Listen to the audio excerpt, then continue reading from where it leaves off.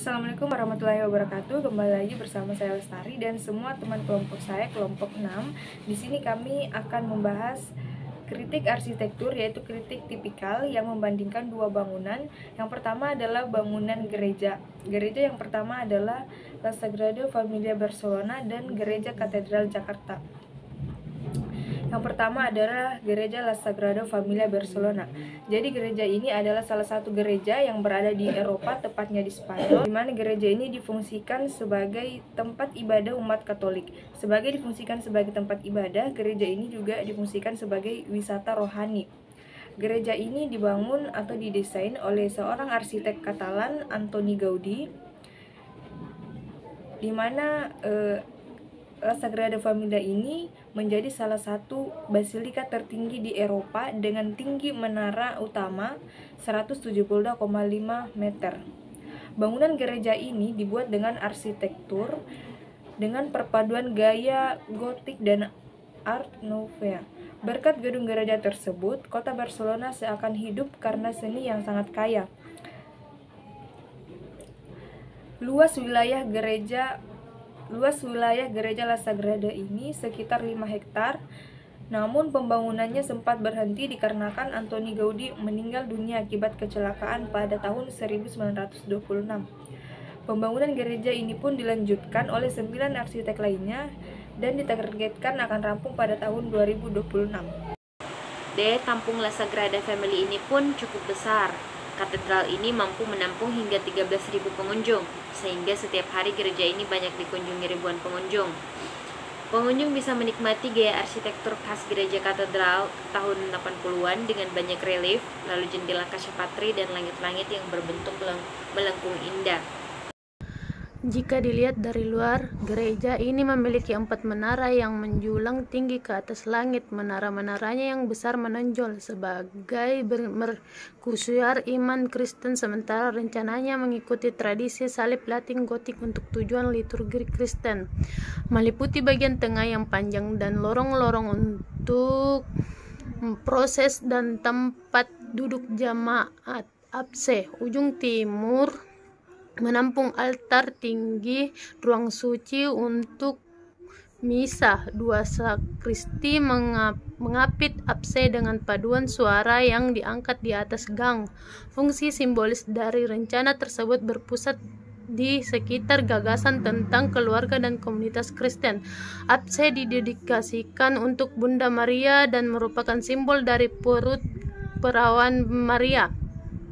4 dermaga yang menahan pintu masuk ke fasad Glory Barat dan 8 dinding transept melambangkan 12 rasul. 4 dermaga yang menopang menara penyeberangan mewakili 4 penginjil. Menara penyeberangan pusat itu tersendiri di inti gereja didedikasikan untuk Yesus Kristus dan dianut di dalam dermaga luar yang lebih besar. Kemudian untuk materialnya sendiri menggunakan beton bertulang, batu pasir, granit, basal, porfiri merah, batu kapur, travertin, kaca perunggu, trencadis, kaca Venesia, dan keramik. Baik, Gaudí mengambil rancangan gotik yang sudah ada sebelumnya sebagai titik awal, namun membuat sejumlah perubahan inovatif dengan mengekstrapolasi dari bentuk yang terjadi secara alam. Nah, Gaudí menggunakan pohon struktural. Gaudí menemukan kolom baru dengan poligonal biasa atau dasar bintang. Nah, hasil persilangan kedua kolom yaitu helix dan Solomon, yang seperti pertumbuhan batang alami secara bertahap menjadi lingkaran di ujung atas. Nah, seperti halnya pohon yang menopang konopi daun yang luas. Nah, untuk setiap cabang mencondong dengan sempurna sehingga dapat menopang sebagian kecil dari kubah. Nah, area kubah antara cabang menjadi skylight, mengurangi berat dan memungkinkan cahaya zenital untuk masuk. Seperti di atas konopi pohon, untuk bukaan ini, Gaudí menggunakan hiperboloid untuk pertama kalinya dalam sejarah arsitektur. Seperti halnya eksterior, interiornya memiliki makna religius dan simbolis yang besar. berdasarkan pada Injil dan Kitab Wahyu. Interior Sagrada Familia juga dapat ditandai oleh gaya pribadi Gaudi dan terinspirasi oleh alam. Untuk menghindari penggunaan penopang gotik, ia menciptakan kolom berbentuk seperti batang pohon, memberikan perasaan berada di hutan daripada di dalam gereja. Rencana dasar Sagrada Familia terdiri dari salib Latin klasik yang terdiri dari 5 kapal atau nef diapit oleh sisi jaminan ganda, membuka ke transept dengan 3 nef, dan apse dengan ambulatori besar. Ini terbuka ke 7 kapal dan 2 tangga spiral yang memberikan akses ke paduan suara yang mengelilingi apse. 5 bagian tengah berukuran 90 meter dan 60 meter. Nef pusat memiliki lebar 15 meter dan jaminan 7,5 meter, memberikan total lebar 45 meter. Mengenai transept, lebar salib adalah 15 meter. Sehubungan dengan lengkungan, mereka memiliki bentuk unik yang terbuat dari batu kunci berlubang untuk memungkinkan kedatangan panas alami. Batu kunci yang menutupi bagian tengah candi selesai pada tahun 1993. Di bagian tengahnya, ketinggian lengkungan adalah 45 meter kali 30 meter. Sedangkan untuk ketinggian lemari apse, tingginya mencapai 75 meter. Baiklah, sekarang kita ke gereja yang kedua, yaitu Gereja Katedral di Jakarta. Gereja ini merupakan gereja umat Katolik pertama di Batavia atau sekarang disebut dengan Jakarta. Gereja ini dibangun pada masa penjajahan Belanda, yaitu pada tahun 1807 saat pengangkatan Pastor Nelson. Namun gereja ini sempat terbakar pada tahun 1826 dan setelah itu dilakukan renovasi. Gaya bangunan yang terdapat pada gereja ini adalah neogotik, yang artinya bangunan ini memiliki gaya bangunan yang megah dan tinggi serta memiliki menara yang ujungnya lancip. Gaya bangunan neogotik biasanya dipakai untuk gaya bangunan gereja. Arsitektur gereja dibuat dengan gaya neogotik. Denah bangunan berbentuk salib dengan panjang 60 meter dan lebar 20 meter. Pada kedua belah terdapat balkon selebar 5 meter dengan ketinggian 7 meter. Konstruksi bangunan ini dikerjakan oleh tukang batu dari Guangzhou, Cina. Konstruksi bangunan ini terdiri dari batu bata tebal yang diberi plester dan berpola seperti susunan batu alam. Dinding batu bata ini menunjang kuda-kuda kayu jati yang terbentang selebar bangunan. Ada 3 menara di gereja katedral, yaitu Menara Benteng Daud, Menara Gading, dan Menara Angelus Dei. Ketiga menara tersebut terbuat dari besi, bagian bawah didatangkan dari Netherlands, dan bagian atas dibuat di bengkel Wilhelmina, Batavia. Di Menara Gading terdapat jam yang pada mesinnya tertulis Van Arken dan C. Pada Menara Benteng Daud terdapat lonceng yang dihadiahkan oleh Clemens George Mary Van Arken. Pada Menara Gading terdapat lonceng yang lebih kecil dan disumbangkan oleh Tuan Chase. Lonceng yang terbesar bernama Wilhelmus yang merupakan hadiah dari Tuan G.H. DeWitt. Baik, terdapat banyak ruang di gereja ini. Selain ruang khusus untuk ibadah misa, ada sejumlah ruangan untuk pertemuan dan museum. Sementara itu, ruangan misa di sini dapat menampung hingga ratusan jemaat. Saat perayaan Natal, Paskah, dan hari besar lainnya, di halaman gereja biasanya akan dipasang puluhan tenda untuk menampung ribuan jemaat. Nah, ini membuktikan bahwa katedral adalah pusat kegiatan keagamaan Kristen Katolik yang sangat disucikan oleh para jemaat. Jadi kesimpulannya adalah kedua gereja ini sama-sama difungsikan sebagai tempat ibadah agama Nasrani, di mana kedua gereja ini menggunakan konsep bergaya Eropa atau neogotik. Selain itu, kedua gereja ini memiliki menara lancip yang menjulang tinggi ke atas langit, namun perbedaannya adalah jumlah menara pada gereja Sagrada lebih banyak dari menara gereja katedral. Baik, sekarang adalah bangunan yang kedua, yaitu Burj Khalifa. Burj Khalifa ini sebelumnya bernama Burj Dubai. yaitu sebuah gedung pencakar langit di Dubai yang diresmikan pada tanggal 4 Januari 2010 dengan ketinggian 828 meter. Yang saat ini menjadi salah satu gedung tertinggi di dunia. Burj Khalifa melambangkan perpaduan antara seni, keahlian teknis, dan warisan budaya. Gedung tersebut terdiri atas kantor dengan luas ratusan meter, 900 tempat tinggal pribadi, Armani Hotel dengan 160 kamar. Tambahan terbaru adalah Top Ski, ruang observasi pemecah rekor di lantai 148. Fasilitas Burj Dubai super lengkap, ada 4 lantai yang khusus untuk sarana kebugaran dan wisata, ada klub cerutu, restoran di lantai 122, dilengkapi juga teropong tinggi di dunia di lantai 124 pada ketinggian 442 meter plus layar digital untuk melihat pemandangan kota Dubai. Burj Dubai adalah gedung hunian pertama yang memiliki 45-108 lantai, merupakan apartemen pribadi. Hotel akan mencakup 37 lantai pertama dan sisanya menjadi perkantoran. Akan ada lantai observasi di lantai 124 dengan teras terbuka untuk siapa saja yang cukup berani menghadapi hembusan angin kencang. Selanjutnya, bangunan ini diresmikan pada tanggal 4 Januari 2010. Salah satu fitur terhebat dari Burj Khalifa adalah fitur lift angkutnya. Total biaya untuk proyek Burj of Khalifa adalah sekitar 1,5 miliar US dollar, yang mengambil konsep dari bunga Himenokalis. Menara ini terdiri dari 3 unsur yang disusun di sekitar inti pusat, sebagai menara yang menaik dari dasar gurun datar. Kemunduran terjadi pada setiap elemen dalam pola spiral. Selanjutnya, untuk analisis bangunan Khalifa itu terbagi 3 zona, terletak keluar pada bangunan utama yang berbentuk kelopak bunga Himenokalis. Zona ini pun terpisah satu sama lain. Bagian-bagian pada bangunan berbentuk terpotong dan melingkari tinggi gedung. Jumlahnya sebanyak 27. Sungai-sungai dan danau buatan di sekeliling Burj Khalifa mempertegas konsep desain kelopak bunga Himenokalis.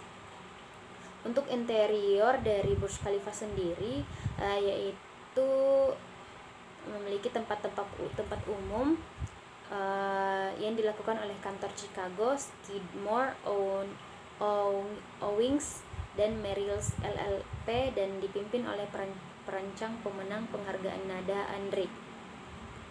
Ini fitur kaca, stainless steel, dan batu gelap dipoles bersama-sama dengan lantai perak travertine, dinding semen Venetia, karpet buatan tangan, dan lantai batu. Interior terinspirasi oleh budaya lokal, sementara tinggal memperhatikan status bangunan sebagai ikon global yang tinggi. Untuk utilitas Burj Khalifa sendiri, yaitu memiliki total 57 lift dengan kecepatan 3 lantai tiap detik dan merupakan lift terpanjang di dunia. Jika dilihat dari luar, gereja ini memiliki 4 menara yang menjulang tinggi ke atas langit. Menara-menaranya yang besar menonjol sebagai mercusuar iman Kristen, sementara rencananya mengikuti tradisi salib Latin Gotik untuk tujuan liturgi Kristen. Meliputi bagian tengah yang panjang dan lorong-lorong untuk proses dan tempat duduk jemaat. Apse ujung timur menampung altar tinggi, ruang suci untuk misa, 2 sakristi mengapit apse dengan paduan suara yang diangkat di atas gang. Fungsi simbolis dari rencana tersebut berpusat di sekitar gagasan tentang keluarga dan komunitas Kristen. Apse didedikasikan untuk Bunda Maria dan merupakan simbol dari perut perawan Maria. 4 dermaga yang menahan pintu masuk ke fasad Glory Barat dan 8 dinding transpet melambangkan 12 rasul. 4 dermaga yang menopang menara penyeberangan mewakili 4 penginjil. Menara penyeberangan pusat itu tersendiri di inti gereja didedikasikan untuk Yesus Kristus dan dianut di dalam dermaga luar yang lebih besar. Kemudian untuk materialnya sendiri menggunakan beton bertulang, batu pasir, granit, basal, porfiri merah, batu kapur, travertin, kaca, perunggu, trencadis, kaca, Venesia, dan keramik. Konsep bentuk adalah untuk mengambil profil horizontal dan mengusir secara vertikal dan sesuai ke profil vertikal. Dari sudut pandang fungsional, itu adalah penting untuk mempertahankan jejak lebar untuk lebih rendah ketiga menara dengan jejak ramping di atas ketiga pengurangan sekitar 55% secara keseluruhan. Menara akan mengambil bentuk 9 bangunan silinder ditumpuk di atas satu sama lain sebesar 121 lantai. Semua tertutup oleh lapisan bagian dalam fasad antara itu dan lapisan luar yang berputar seperti naik. 9 zona dalam ruangan akan menyediakan ruang publik bagi pengunjung. Masing-masing 9 daerah akan memiliki sendiri atrium, menampilkan taman, kafe, restoran, dan ruang retail dan menyediakan pemandangan 360 derajat ke kota. Kedua lapisan fasad akan transparan dan ruang retail dan acara akan disediakan di dasar menara. Desain yang unik karena kebanyakan bangunan hanya memiliki fasad tunggal dengan menggunakan kaca yang sangat reflektif terhadap penyerapan panas yang lebih rendah. Tapi double layer menara Shanghai kaca akan menghilangkan kebutuhan baik untuk lapisan yang setelah dibuka, menara diharapkan untuk menampung sebanyak 16.000 orang setiap hari. Ketika selesai, menara Shanghai akan bergabung dengan Jinmao Tower dan Shanghai World Financial Center untuk membentuk pengelompokan pertama yang berdekatan dunia dari 3 bangunan tertinggi. Meskipun sebagian besar energi menara akan disediakan oleh sistem listrik konvensional, vertikal sumbu turbin angin terletak di bagian atas menara akan menghasilkan hingga 350.000 kW listrik tambahan per tahun. Selain itu, berlapis ganda fasad kaca isolasi dimaksudkan untuk mengurangi kebutuhan untuk indoor dan terdiri dari kaca diperkuat maju dengan toleransi yang tinggi untuk perubahan suhu.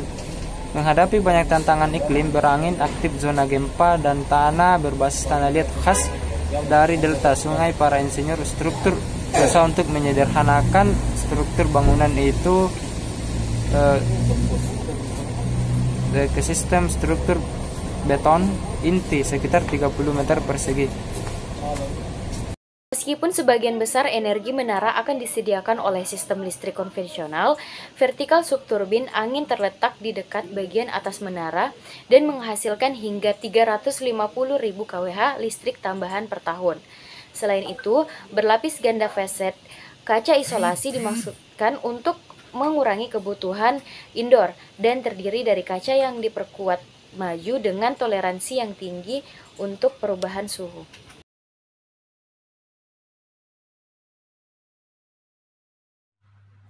Baik, bangunan ini menghadapi banyak tantangan, yaitu ada iklim berangin, aktivitas zona gempa, dan juga tanah berbasis tanah liat yang khas dari delta sungai. Nah, untuk itu para insinyur struktur berusaha untuk menyederhanakan struktur bangunan. Nah, itu adalah jantung dari sistem struktural betoninti dan sekitar 30 meter persegi. Baik, menara ini dibagi secara vertikal menjadi 9 zona, masing-masing dengan 12-15 lantai dan sebuah silinder dalam tower langka di setiap zona. Nah, mirip dengan kue pernikahan pada antarmuka dan berdekatan zona. Nah, 2 cerita luas lantai penuh dibuat untuk rumah mekanik dan juga listrik dan pipa peralatan dan juga berfungsi sebagai kehidupan dan juga zona daerah perlindungan keselamatan. Platform sendiri penuh dengan lantai ini menciptakan dasar untuk ruang antrium langsung atas, dan hambatan lateral dan vertikal menara akan disediakan oleh menara silinder bagian dalam. Nah, perlawanan lateral yang utama disediakan oleh inti, outrigger, dan sistem super column. Dan sistem ini dilengkapi dengan bingkai mega yang terdiri dari semua kolom super. Nah, termasuk diagonal kolom bersama-sama dengan 2 blade terus di masing-masing zona yang mengangkat kolom baja. Yang mengangkat kolom baja menengah di setiap zona dan lantai mekanik dan perlindungan. Sistem penghawaan di Shanghai Tower sudah terbilang maju karena menggunakan sistem penghawaan alami yang diarahkan sedemikian rupa sehingga dapat membuat bangunan tetap sejuk walaupun tanpa adanya pendingin ruangan. Shanghai Tower tidak menggunakan pendingin ruangan pada keseluruhan bangunan, tetapi hanya pada bangunan di dalam inner fasad saja. Sedangkan ruangan antara inner dan sekawan fasad menggunakan penghawaan alami yang diarahkan oleh sistem penghawaan atau lubang udara yang terdapat pada tiap zona. Karena adanya lubang udara inilah Shanghai Tower dapat menghemat penggunaan listrik dengan cukup signifikan. Ditambah dengan turbin angin yang terdapat di bagian atas bangunan, tentu dapat menghemat pengeluaran biaya listrik per tahunnya. Baik, untuk kesimpulan dari dua bangunan di atas yaitu memiliki sepersamaan sama-sama bangunan tinggi yang memiliki fungsi beragam seperti hunian, perkantoran, dan restoran. Untuk perbedaannya sendiri, pada tahun diresmikannya untuk Dubai lebih duluan yaitu tahun 2010, sedangkan untuk Menara Shanghai 2013. Selanjutnya pada dek observasinya juga lebih tinggi Menara Shanghai yaitu 561 dibandingkan Menara Dubai.